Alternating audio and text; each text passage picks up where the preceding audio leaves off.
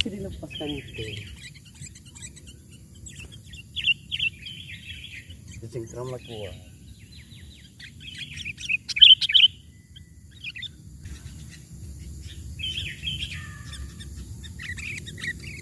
Mantap, lanjut.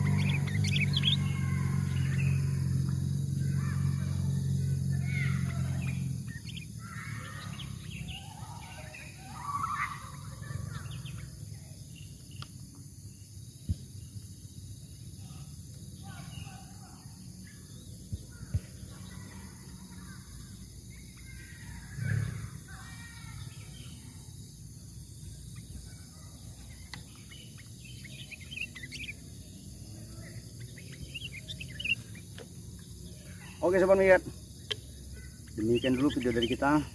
Nah, beginilah